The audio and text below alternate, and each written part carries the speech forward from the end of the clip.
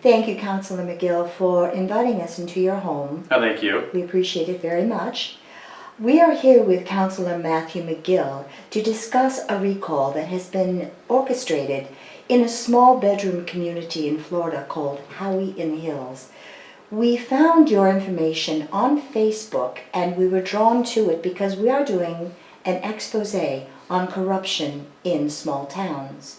I'd like to know if you could discuss this with us and let us know what is going on here from your perspective. Yeah, you know, you can ask me any question you want. There's no question off limits. And I'm going to tell you some things that when I first became a councilman, what I exposed, things before I was a councilman, and what led up to the recall. And I know you probably, if you got this information off a website, there's rumors about me filing a lawsuit against the town. So I guess I can start as how I got involved in this. And my wife and I moved this community in 2017 from the Claremont area. We fell in love with the town, did a lot of research on the town, read a lot of books on it, and met a lot of great people. But the more people we started meeting, the more we started getting involved in town activities, the more we were discovering that a lot of people weren't happy here. A lot of people were being targeted. Singled out, and it was either by code enforcement, by the building inspector, by the police department.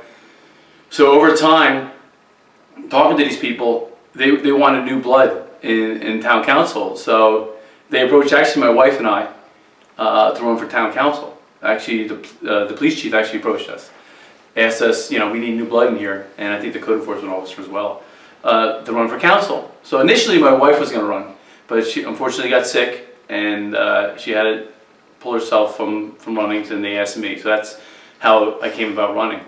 So as soon as I got on council, one of the first problems I encountered was I ran against one of the called good old boys.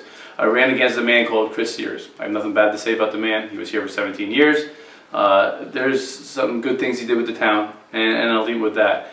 But I beat one of the good old boys, and that left a bad taste in a lot of people's mouth. In fact, I remember the night I won the election, a couple of days after, people approached me from longtime residents saying that they're mad at me for beating Chris Sears. They're upset with me. How dare you beat one of the good old boys?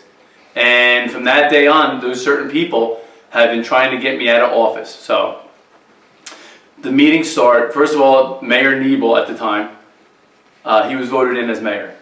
They were supposed to swear me in first before they did they vote amongst the councilmen who's going to be mayor in town, which is not proper for Howey because the charter says strong town mayor, but they vote for their own mayor. Strong town mayors across Florida, and this is as per League of Cities, are voted by the community, not amongst the council people themselves, and they call it the good old boy system. So right away they didn't vote me into office, or swear me into office the date they should have. So as soon as I came into office, the first thing I did was I read all the ordinances, I read the town charter, I read all the town policies and employment manual. So with that said, I felt it necessary to do my due diligence. So when they should have sworn me in so I can vote for the mayor, the day they admitted that they were wrong. So once the council meeting started, when I was on the council, my first council meeting was December 10th, 2018. And like I said, I read all the ordinances, the policies, and the manuals. One of the first things I brought up, and they weren't following their order of business. And I asked them, how do you conduct your business, your council meetings? Do you follow a guideline? They all looked at me and said, we just wing it. So I said, do you realize you have a town ordinance, 42-6, that says order of business is our law, and it shows you, dictates how you conduct business? And they didn't even know it existed. I'm saying this because a lot of them didn't know their own laws and their own ordinances and how to run the town. I mean, their manuals how to run the town to avoid getting sued. So that's one of the first things I exposed, being a councilman.